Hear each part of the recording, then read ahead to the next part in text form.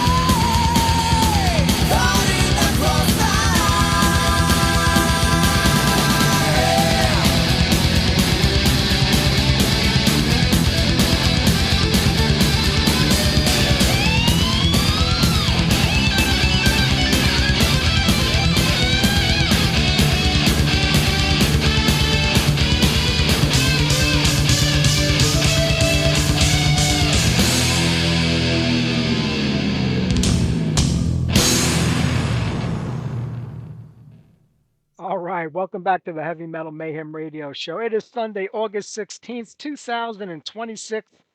Welcome back to the show, everybody. Right there, Hitman with Caught in the Crossfire. That debut record from back, the self-titled debut record from back in 1988 was a masterpiece. I love it from start to finish. The second record that came out about 5 or 6 years later, Viva Machina, it kind of went nowhere, and that was pretty much it for the band until they came back many, many years later, like a lot of bands did, with Destroy Your Humans, which was a pretty good comeback record. So hope we get more from Hitman in the near future. That would be great. But we got a great show for everybody tonight. Mark Fox of Shakra is our guest. We were supposed to have Chop Pittman on from Air Force. I have to tell you, I must have set up about 5 interviews with different members of that band, and every single one bombed out. I don't get it. I don't know what to do anymore. I tried 4 times with the drummer, 1 time with Chop. Things just keep going wrong. I mean, but I see like on the website, or if you go over to the Facebook page, they've been doing interviews in between the ones that I've been set up with them. They keep getting canceled, so I don't really understand what's going on. Maybe they just don't want to talk to me. I have no idea, but Chop is not on tonight's show, needless to say. But Mark Fox with Shock stepped in a couple of weeks early. We were going to have him on at the end of the month, but he's on this week. So enjoy that interview. There's a lot to talk about today, but we're going to do another set of music. Then we're going to, we have Richie Blackmore getting back together with Deep Purple for that one off and one song, and a few other things. A lot of infighting between different parts of the metal community. So we'll talk about all that maybe during the next segment. But right now, how about we do a little Saxon, Power and the Glory?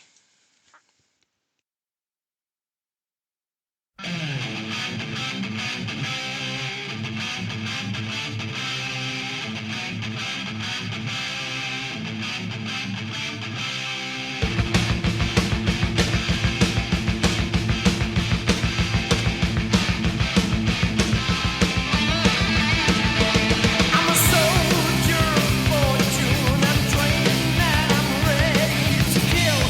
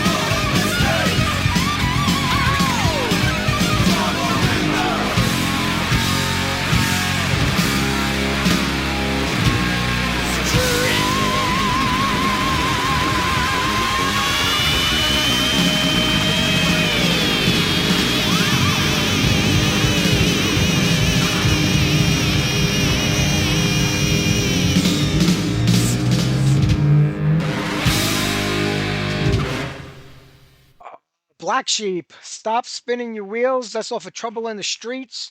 Actually, we actually did Trouble in the Streets. Sorry. That was Paul Gilbert's old band. That record came out in 1985. I know James Kotak was in the band for a little while, I believe, after this record came out. They were a pretty good rock and roll band, but not much came out of it, like a lot of things at that time.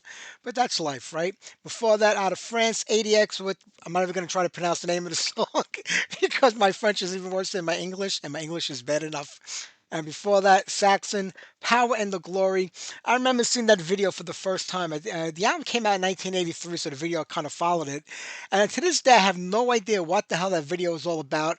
The five of them are dressed up in pastel-colored Ghostbuster outfits, running around with these vacuum packs on their back, like with tanks and blowtorches and these homemade guns that had microphones at the end and clips and cans and all these other kind of crazy things on there.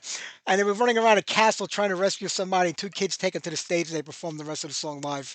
Don't know what the hell that video is all about, but it was a great video back in the day. Listen, 1983, you're a teenager. Everything was great back then. Just seeing them up on your TV.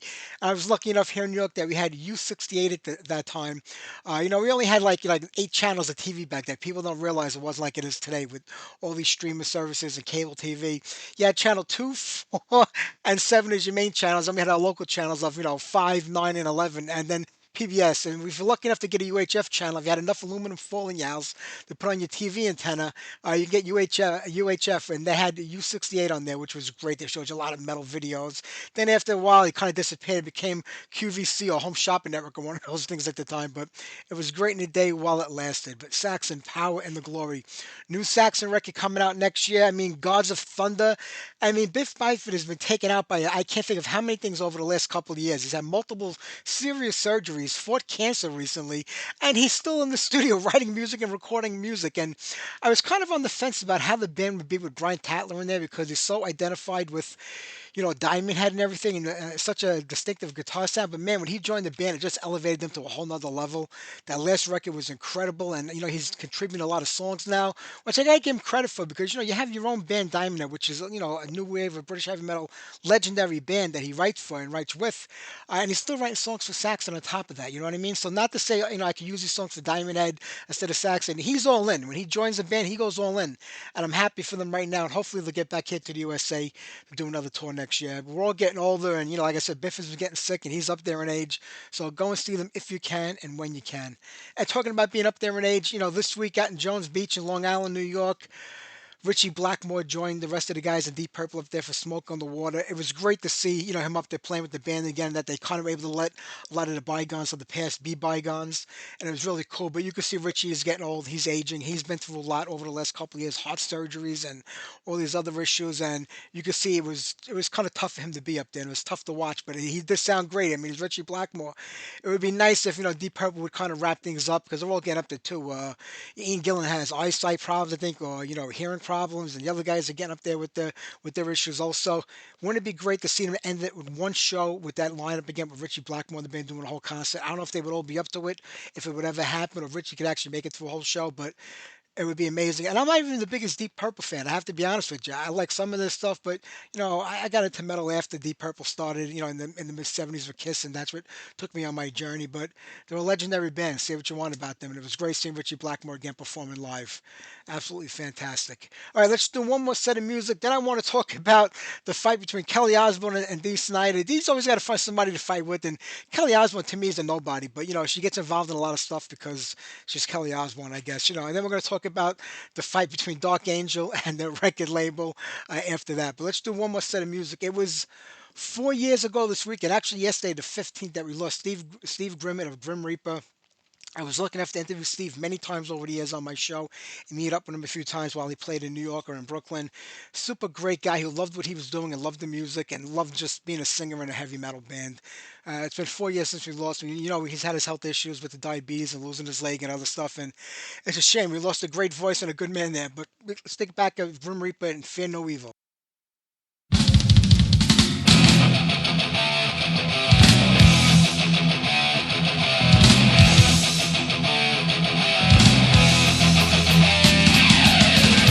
Look out where the lightning strikes. Fear will take your winning lives, and it's coming for you. Blaze upon your darkest fears. Your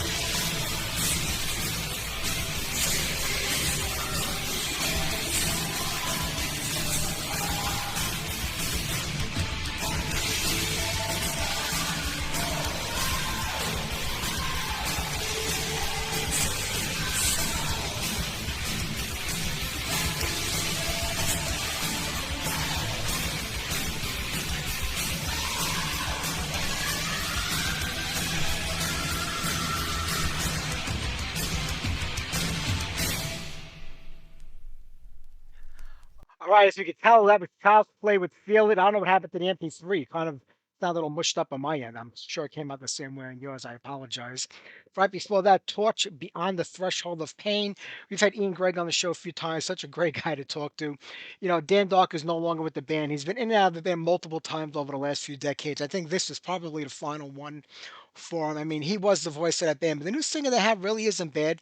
He does a pretty good job on the old songs, and the newest songs sound like old school accept. You know, if you haven't heard anything that they've put out recently, it's been a couple of singles over the last year or so. So it doesn't really sound bad, the new stuff. You know, Dan Dark is, you know, he's just one of a kind, you know, and I love the guy. Before that, Grim Reaper with Fear No Evil. Last week, John said, play something new so we can sit here in judgment of it. So we'll do the new Yngwie Malmsteen song that he requested last week. We'll do that next. Then we're going to get to the Shakra interview right after that. But I don't know if you've been following this whole fight with Dark Angel and the owner of the record label, Reverse Records. Uh, Robert, I think his name is Robert Shawcross. I don't really deal with the guy. I've never dealt with him before. And I'm sure somewhere in between both of their versions and both of their sides, there's the truth. Dark Angel says that, you know, he's threatening them because they owe him money for the record. And then he says the opposite, you know, and then they say the opposite. And they're fighting about the money on the record, how poorly it did, how poorly the tour went, and blah, blah, blah. And they're going back and forth. So Gene says, you know, I got my lawyers involved in it now. I find that funny because most of these guys can't afford to feed themselves based on the way the music that they put out and how they play. Never mind hire lawyers to handle all this nonsense. It will cost you more money to get no money back, in my opinion. But that's just the threats that they make. Whether they actually do it or follow through on it is a whole nother story. But this guy Robert from the record label, he was controlling I guess their internet accounts, their Facebook accounts, Instagram, and he's been posting like all these crazy memes on there, making fun of the band nonstop. Some of the stuff is funny, some of it's a little offensive. But I mean, you know, I was born in the '60s, so offensive to me is just a way to laugh at something. But he calls him Gene Hogland. You know, what bothers me about this is that we waited so many years. We heard about this record. We had Don Dottie on the show when he was doing his band Eliminate. I don't know whatever came out of that either. That kind of fell by the wayside. But at that point in time, he was the one that was making all the moves to get Dark Angel back together again. I thought we were going to have a reunion with Don Dottie, you know, on those first two records. That would have been fantastic. But it took a little while later than that. The band did reunite with Ron on vocals. And it took, I don't know how many years of them talking about this new record for it to finally come out. And when it does, to me, it was a complete abomination. I don't know how you feel about the record, but I just think it's terrible. I don't recognize Ron singing at all. He's got this grunting and growling thing going on like some of these extreme metal bands. He never sang like that before in the past. I don't know why they decided to do that on this record. None of the songs had any catch to it, any flavor to it. They were just like throwaways, in my opinion. Stuff that you just kind of jam on in the studio while you're warming up. It was just a terrible record, you know. And then everybody complained about the album cover being AI. That didn't bother me. I mean, listen, money is tight for a lot of these bands today, and if they could save money by coming up with an AI album cover, hey, you know, go and do it. What do I care? I'm listening to the music. The days of looking at album covers from the '80s are over. But you know, people got upset about that, and then they went out on tour in Europe, and I don't know how well it did. It didn't look like it did very well. If you can't do well in Europe, then you got a problem because that's where everybody has to go today to play. But watching these two fight and sling mud at each other, it's really the record comes slinging mud. The other one's just threatening to sue. But it's some funny stuff. And what I don't get is that, you know, there's only one guy left in the band, the guitar player, who's from that original lineup of Dark Angel. Jim Durkin passed away quite a few years back now, and there's only one member left. Eric, he's the only guy left in the band from the original. But it seems like Gene just confiscated the whole band and everything. He put his wife in on guitar. She's not a very good guitar player. You know, she's okay, but she's not very good. She's not Dark Angel quality good. You know, and you got Eric Myers on guitar, who's one of the original guys. How he let him like just take over this whole band and why they waited all this time because Gene, they had other drummers in the band besides Gene. They could have got anybody. There's a million great drummers out there that are on par with Gene Hoglan. I'm saying, I'm using the name. I was about to say Hoglan like he's making fun of him, but there's a lot of great drummers out there. Why did they let this guy take over the band and still install his wife into as a guitar player is beyond me. But go to their website, go to any member of the band's Facebook page, and you can see the posts and the links. Then go to their website or go to Reverse Records. You can see all the memes that this guy's posting about him. Gene Hoglan's 400 pounds. There's a lot of fat jokes in there, stuff like that, and a lot of jokes about the guy's wife, which I don't go for. You don't talk about a guy. I know she's a member of the band, so in a way it's fair game if you're in the band, but that's still his wife, and I don't go for that. Don't bring wives into it, even though she is a member of the band. But it's funny how they're both going back and forth, and nobody made money off that record. Nobody made money off that tour. I mean, to me, Dark Angel should just pack it up again and wait another 30 years and try try again at that point in time because the album was terrible. To me, it was a disgrace to even put it out. And I know they said, you know, Jimmy Durkin, there was some of him on there because some of the songs he was involved in. Maybe some riffs here and there, but it doesn't sound like a Dark Angel record to me. Make it of what you will. Go to their page and check it out and see what they're both talking about. Somewhere in between both of them, they're both telling some lies and they're both telling some truth. So you decide which one is which. But let's get the Yngwie Malmsteen right now. The song is Now or Never. John wanted to, play something so we could all sit back and talk about what we think of it. So let's play it. I didn't listen to it yet because I wanted to do it for the first time with everybody here. So let's play Now or Never.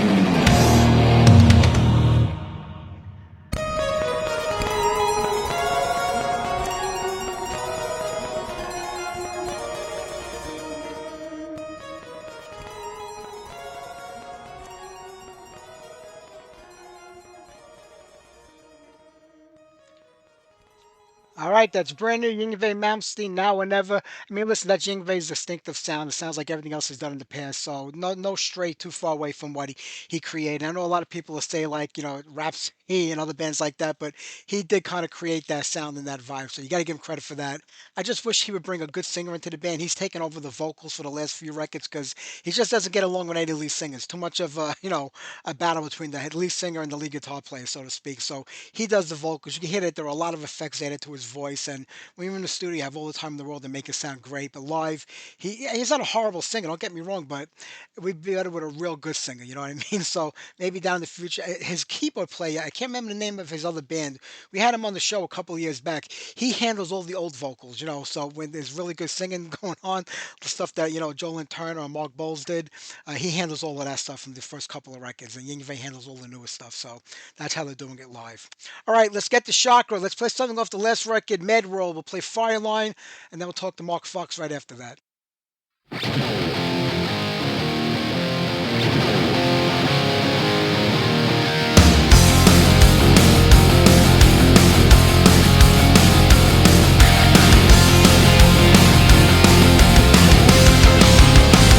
Heading for the future, longing for control, searching for a new soul, forgetting past and all, struggling for salvation, so you don't have to be. No time for hesitation, there is no other way. 'Cause I'm not the only fool. And now I'm just another tool in a firelight.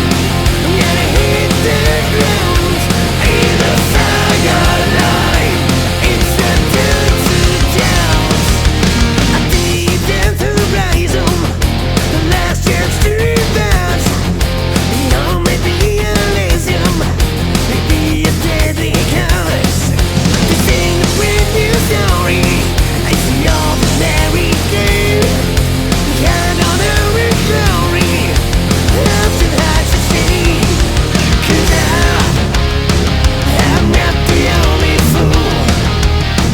And now I'm just another tool in a firelight. I'm gonna hit the ground in a firelight. It's the duty doubt in a firelight. I'm gonna hit the ground in a firelight. It's the duty doubt.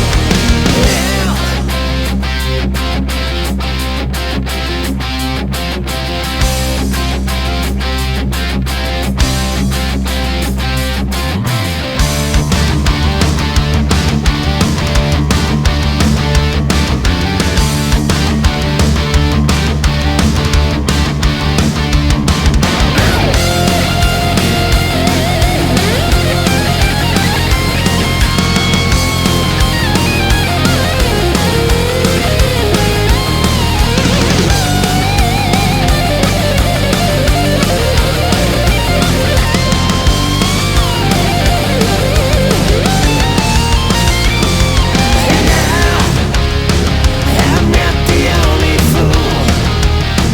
And now I'm just another tool in a firelight. In a firelight. In a firelight. I'm gonna hit the ground in a firelight. It's the duty doubt in a firelight. I'm gonna hit the ground in a firelight. It's the duty doubt, yeah. In a firelight, yeah, in a firelight.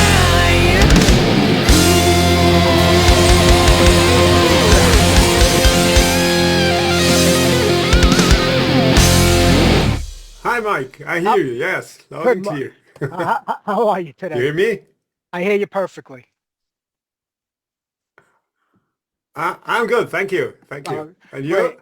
I'm doing great. It's a pleasure to talk with you. I can't believe that in the Thank last you. 10 years, Shakra have put out 5 records since you returned to the band. That's an unbelievable amount of music to put out. Yeah, what you want to say? It's we are musicians. We have to make music. So Eh, it's we turn our inner out. So there's a lot of output. Sure. Well, a lot of bands have trouble kind of putting records out these days, whether they can't come up with new music or good music. You guys managed to Yeah, come up with, a good 10 songs for every record that are solid songs that are all really good, catchy tunes. That's a difficult thing to thank do. you.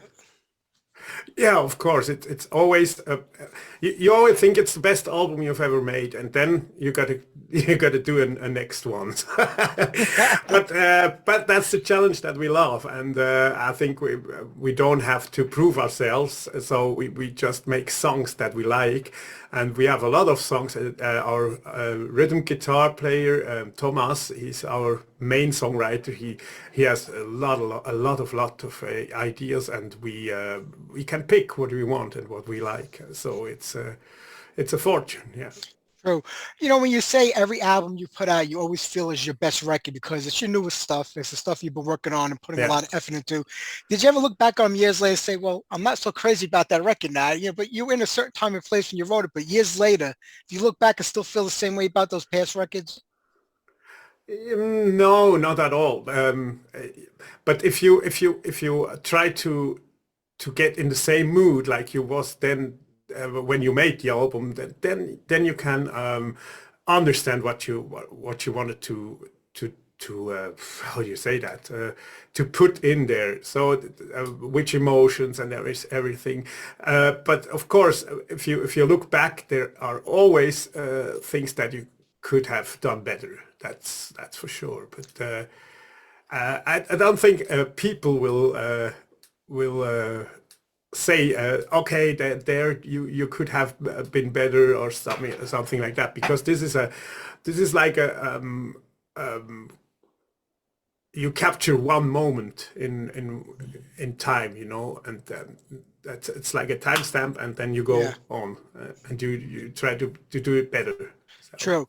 When you go back and you look at the first record with the band Rising, and then look at High Noon, which was your yeah, first record when you returned to the band.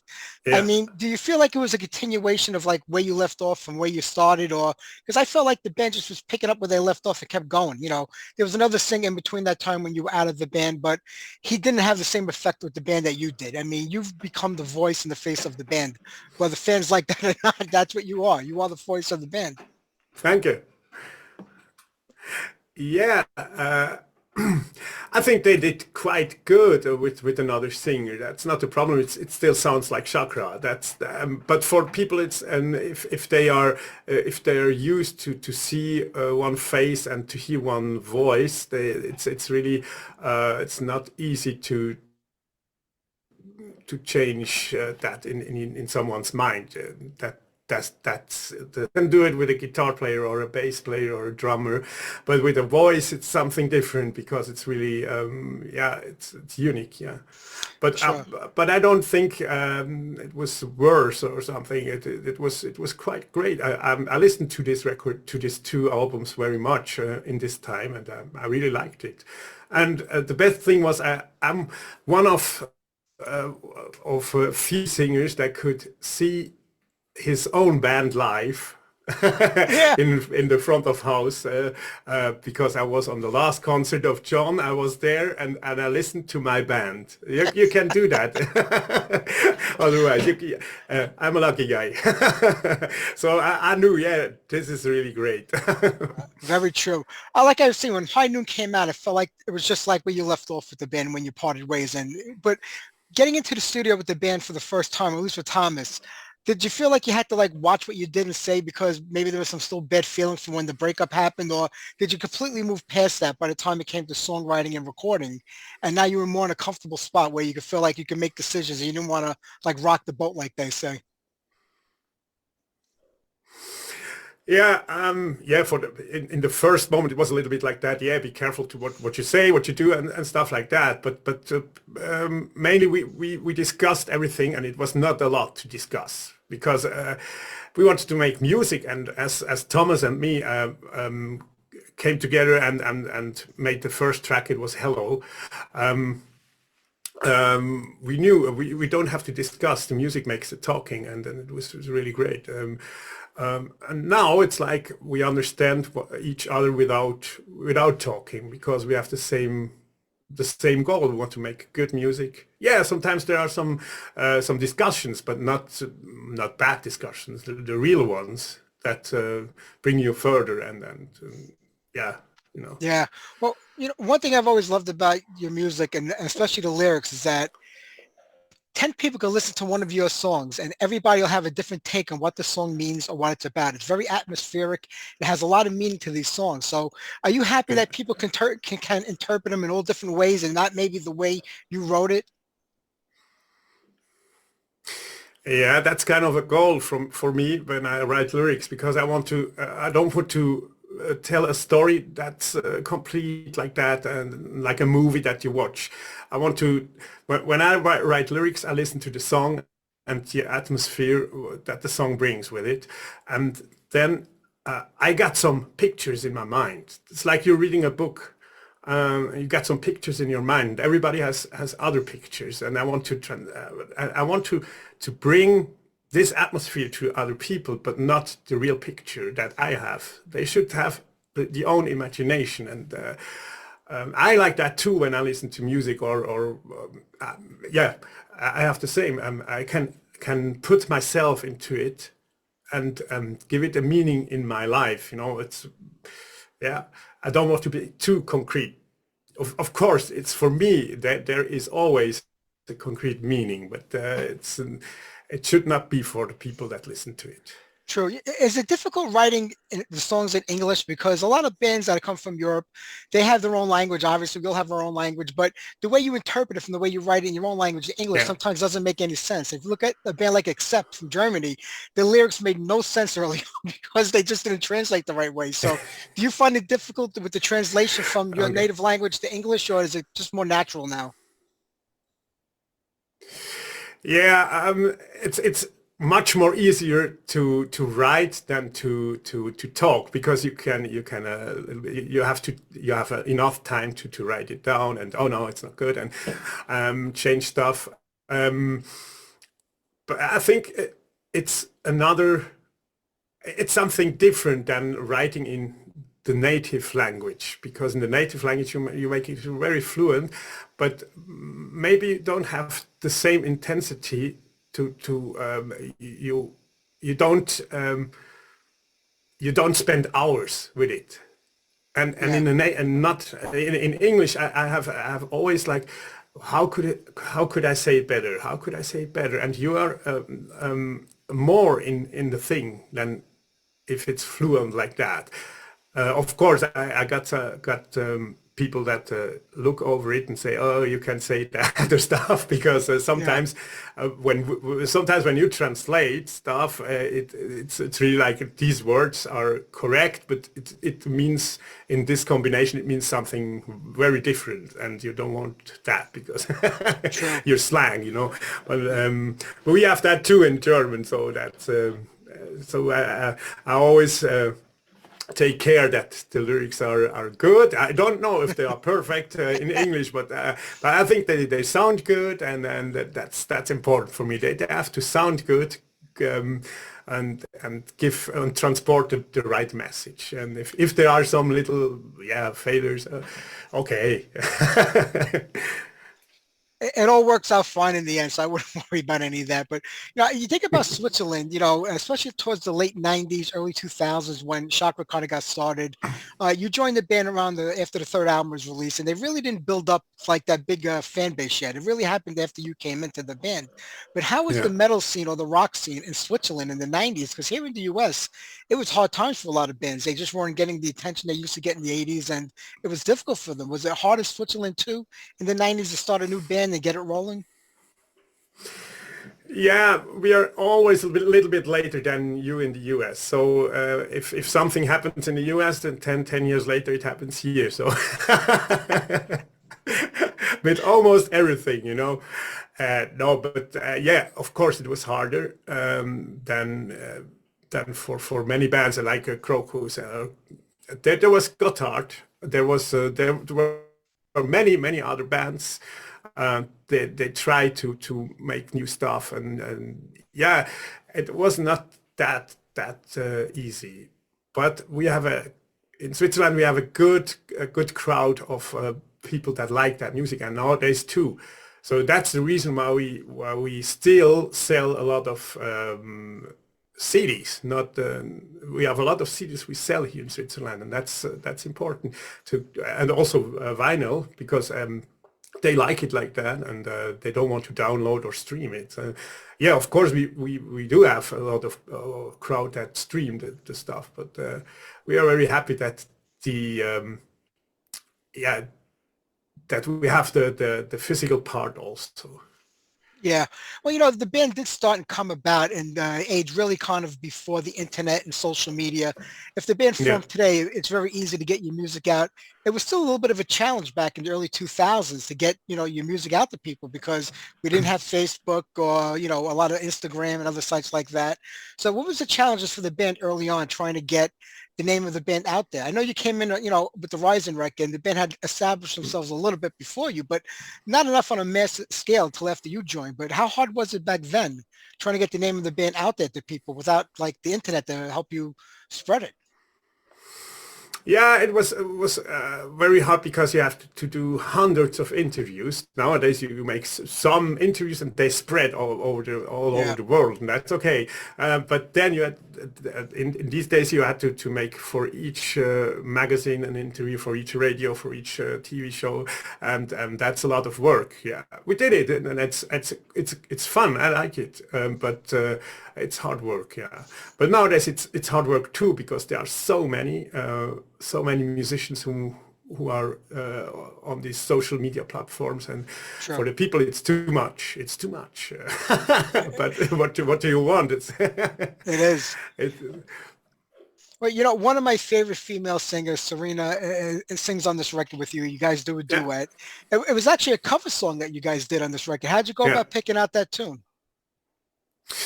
Yeah, this one, we always thought about a cover song, but we never did one because we didn't know which one to choose. And this time it was the same. It was like a discussion, do we want to make a cover? Because everyone is doing a cover, and we are really, now we want to do a cover, but we didn't know a song to cover, because we don't want to make it because we want to cover.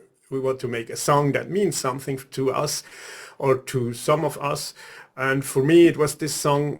This was in 2000, I don't know, 2003 or 4 or 5, something like that. This was like a therapy song for me. Yeah. I had big heartaches and stuff like that, and I really liked the song because it rocked. It rocked really. For this time, this was not very popular that a pop artist makes a song that rocks. It's not with much of guitar stuff like that, but it rocks in itself. It's a rock song, and I thought it would be a great thing to get that out of the song. And yeah, and I said to Thomas, yeah, could we do this one, because I think this would be really a cool thing, and he was suddenly like, wow, yes, and he came up with a riff already, and it was a really fast decision after that, because it sounded really great. And of course, there's always the question if the voice is fits for it, and it was perfect. So we Yeah. said, we're gonna make that cover, the first cover of Shakra ever. Yeah, and you know, for most people, it's a pretty obscure song. I think it's Anastasia that did that song Yes. about 20 years ago, where most people Yeah. say, let's cover Led Zeppelin, let's cover Deep Purple, let's cover AC/DC, something Yeah. people might know. You took a song that really not a lot of people, especially rockers, would know. I think you did such a great job of turning into your own version of that song. Thank you. That was the goal, because if you make a cover, that's our opinion. If you make a cover of a rock song, that's already a rock song or a hard rock song or a heavy metal song or whatever else. It's not a challenge to make the same thing, you know. I think the challenge is there to get something very different and put it into your own thing. And yeah, that's the goal of the cover thing, because what's the sense if you make the one-to-one copy of something? And yeah, I don't know, but for us it's the challenge that and the result that counts, and this is yeah, I think mission accomplished. Yeah. Yeah. Anytime you have to step into a band that kind of had a singer before you, you did it when you took over for the title for Pete. You became the lead singer of the band, but you also stepped into Crocus at a point in time in your career, and those were a lot bigger shoes to fill. I mean, how was it going into Crocus, trying to fill Mark Storace's shoes at the time? Yeah, I never was the lead singer of Crocus, so that's another thing. I helped a lot with Chris Van Roer to record 2 albums and to make some backing vocals on them. And you hear me quite good on these albums, and that's for me it's a real good honor, because Mark Storace is one of my favorite singers of Switzerland, and was then ago when I started making music, and to have that honor to be on the same record, that's a great thing, you know. But I would never, yeah, that's really something I could never do. I could never do if Crocus says, come to us we change you with we change Mark with you, so this would not work. It's Crocus voice is Crocus voice, and you can change it. So it's really branded into the ears of the people. And sure. Well, Chris, an amazing guitar player. I don't think he gets enough credit for how good he is as a guitar player. Also a producer behind the scenes. He does a lot of work, and he was sort of I guess the liaison between you and Thomas, getting you guys back together and talking again. So I mean, there's a really big connection between you guys and Crocus and going on like that. Yeah, I was always a big fan of Chris Van Roer, because he has a good, how do you say that? He has a good hand on doing things. He's not rushing stuff, and he's always very focused on stuff, and that's something I've learned a lot from him. So he was something like how do you say that in English? A mentor? Yeah. For me, and I listened a lot, and then he helped me a lot with my solo project. He helped to make the deal with Sony and stuff like that, and I'm really happy to have him in these times on my side. Nowadays, I don't have much contact, but sometimes, you don't have to. Sometimes more, sometimes less. So, but it's always fun if we see each other, and yes, this was great. That Thomas knew that we are in good contact and work together for for different things, and he asked him, because he was a little bit afraid of my reaction, so he asked Chris as a mediator, you know. Yeah. But we didn't need a mediator, because this was this was the sign for me. Yeah, okay, something changed here, and if something changed, I think there are a lot of things changed with me. So that's time. Time is working, and it's changing things for the good side or the bad side, you know. But this was for the good side. And that's a good thing. But you know, if you realize that when you joined the band, you were young, like probably in your early 20s, I would imagine. Yeah. And the other guys were a little bit older, so they've kind of been there. You're going through at the beginning. They've already gone through that already as a musician. So there was a little bit of a learning curve for you, like try to figure out like how to fit into a band and how things go and stuff like that. Well, they've already been through that already, so they had to kind of realize that you were still young at that time.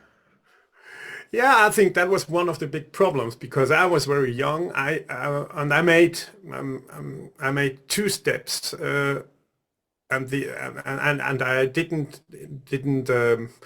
learn the whole thing between, you know. And they made the whole thing between, and as I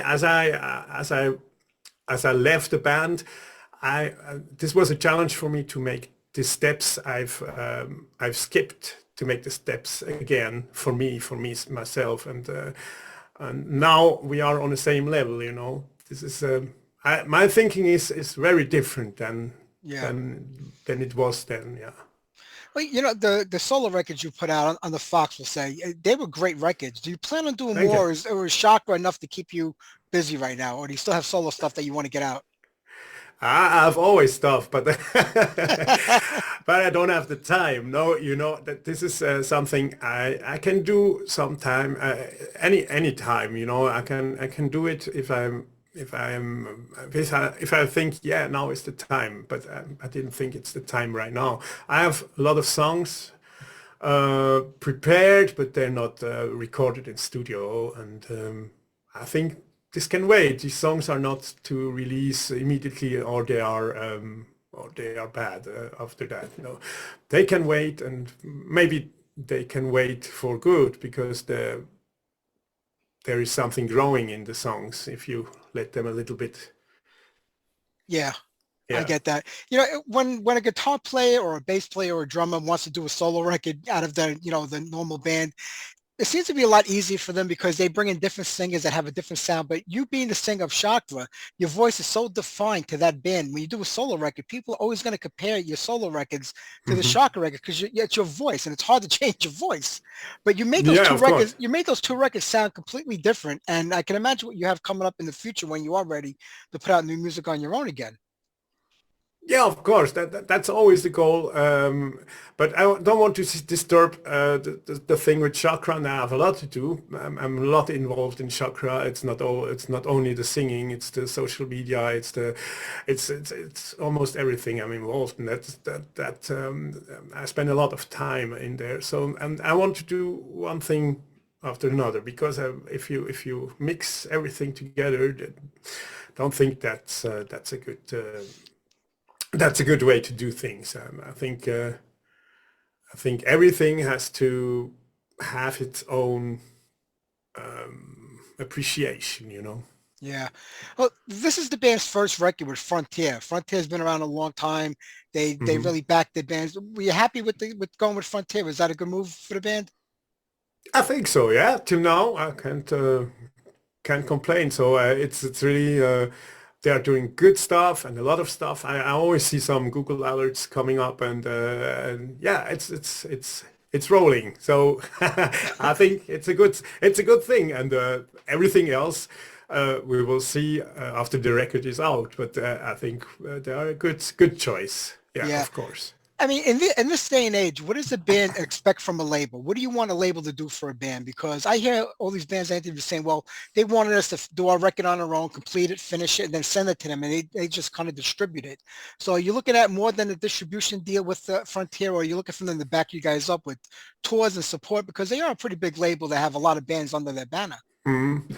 So this was actually one of the things we said when we got in contact with Frontier. We would appreciate if they could watch with us to make a tour support for a big band or stuff like that, because yeah, perhaps you can go with another band from the label, and that makes totally sense. Yeah. But till now, there's nothing. But it was not like you have to. But if there's a chance, yeah, no problem. We are here and we are waiting. And Good. That's a but good thing. but what but the label is. I think the label is something that is not only for releasing an album or distributing an album. I think there has to be a little bit more, and not, oh, next one, next one, next one. It has to be a little bit with more care, you know. And I think they're doing that. Good. I'm happy for you with that. Well, the record officially comes out September 4th on Frontier Yeah. Records. What do you guys have planned for the rest of the year? I mean, you're going to keep promoting the record. Is there any kind of tours in the work or shows? Yeah, we're gonna make the first shows in Switzerland, and this is after 1 year. This is really like, yeah, finally we get back on stage, and we're gonna make some gigs in Switzerland, and then we go on a German tour, and then we go for a few dates to Spain, and then the year is over. So, and next year we hope for a good festival season. I don't know many shows next year. I know they are coming, but Yeah, I don't know. I don't have the information. Let's say like I that. get. I would be surprised, and because we skipped this festival season because the record comes in September. So, Yeah, it's but hard. The festivals seem to be getting harder and harder for bands to get yeah, onto because there's so many of them and so many bands want to go because you can reach a big audience and with the one show where you'd have to yeah. maybe do a few club shows to get that. So is it hard to get onto that festival circuit where they know to call you guys and reach out to you to be a part of it? Yeah, it's hard. Yeah, it's really hard because there are really, really a lot of bands, and it's like a fight for these slots. Yeah. Yeah, and nowadays you got to be early, very early, and you're almost always late. If you ask us, you're far too late. Yeah, okay. Always the same. But no, I think we got some good stuff coming up. And yeah, you got to try. And some stuff will work, some will not. But got to be happy with what works. So. That's very true. Hey, well, Mark, I'm not going to keep you. I've always been a fan of the band, and I'm so happy with the new record, Just Thank you. Live Loud. Another week or two, it'll be out for everybody to get. There's a couple of singles out right now, so you did a great job on this record, and just Thank keep you. doing it and do your best to get here to the USA because I'd love to see you live. Yeah, we'd like to. Hopefully that'll happen one day, but the best of luck with the band, my friend, and like I said, great Thank job you on the very new much. record. Thank you very much. Yeah, thank you very much. Thanks Take for care. having me. You too. Bye-bye. Take care. Bye. Ciao.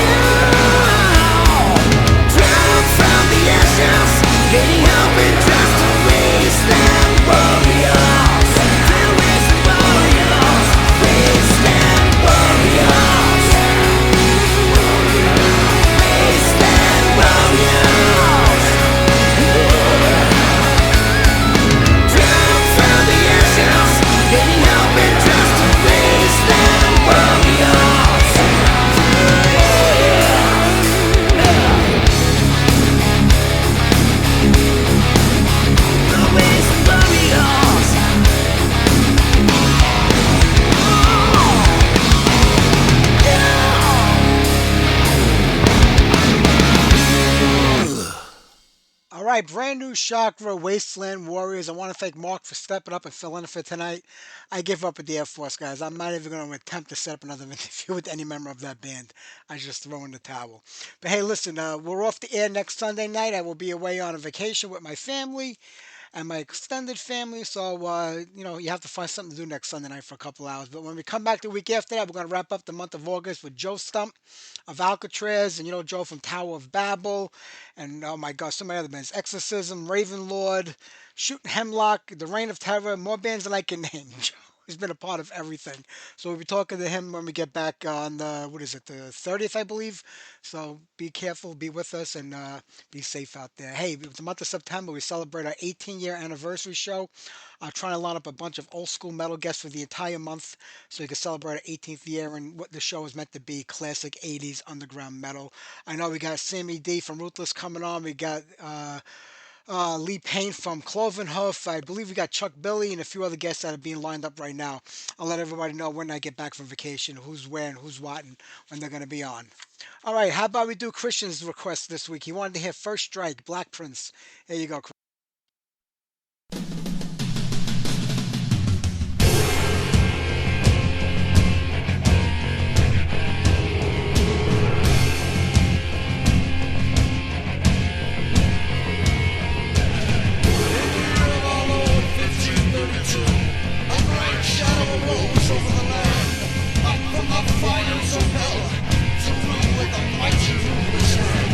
His name was spoken in whispers around the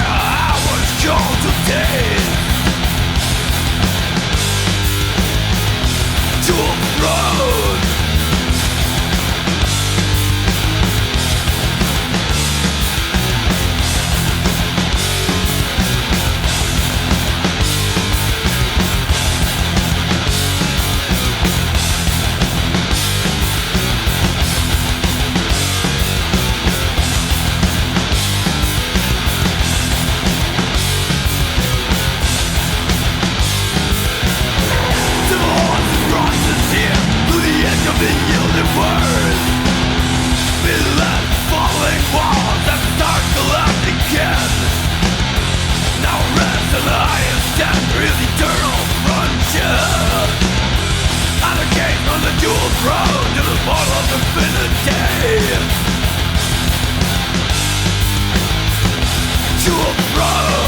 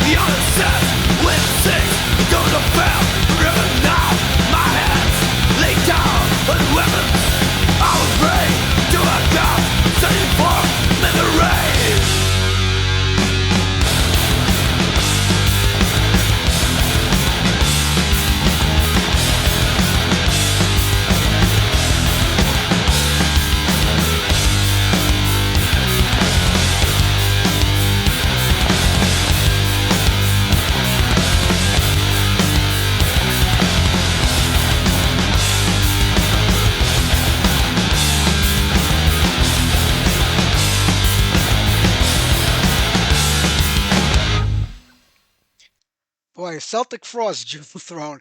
They turned one riff and one melody into about five albums. Everything up until Cold Lake I loved, and they were a great band. So was Hellhammer. They were just so off the charts back in the day.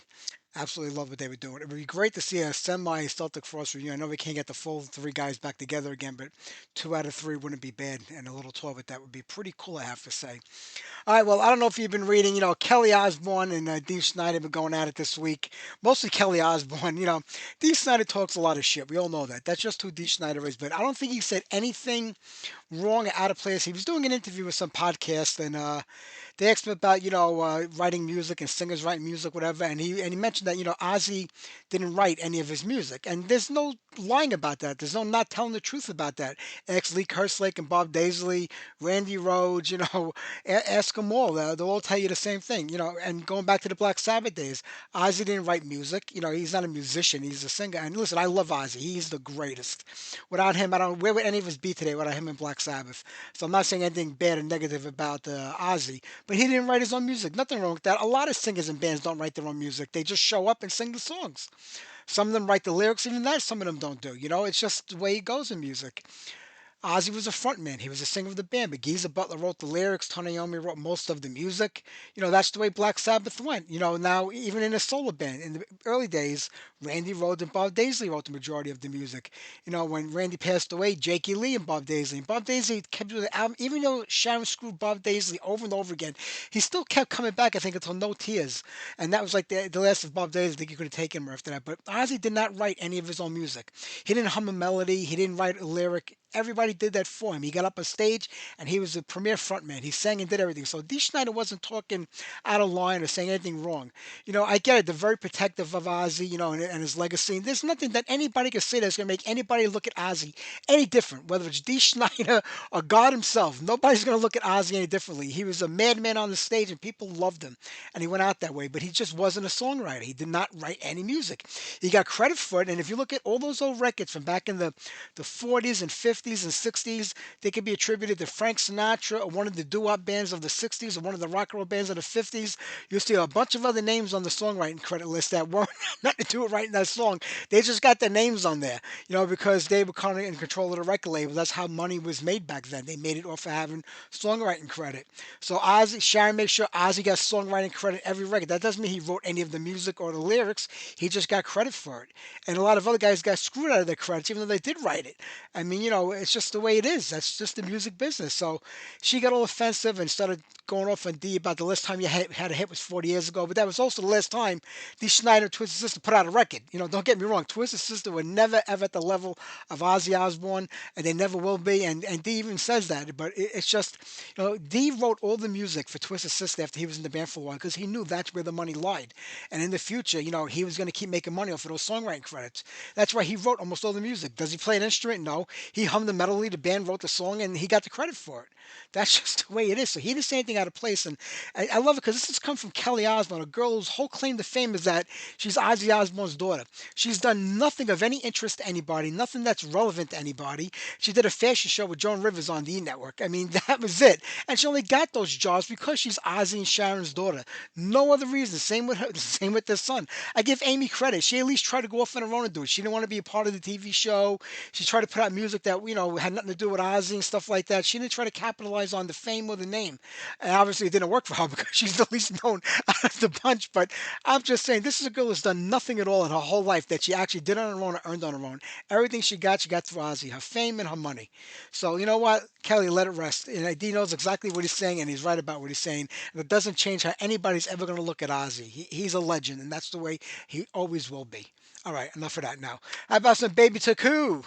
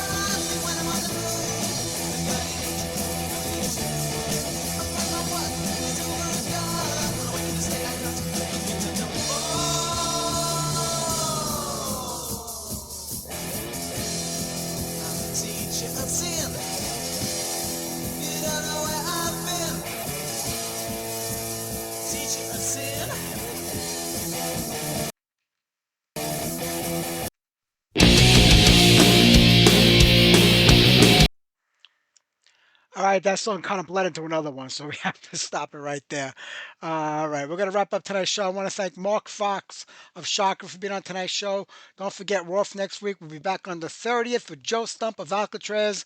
Everybody, have a great week. Enjoy your 2 weeks off from this show. And pretty much that's the end of the summer here, at least the official summer when Memorial Day, Labor Day comes around. But I actually think Labor Day is later this year, so maybe we'll squeak one more week out of the unofficial summer season.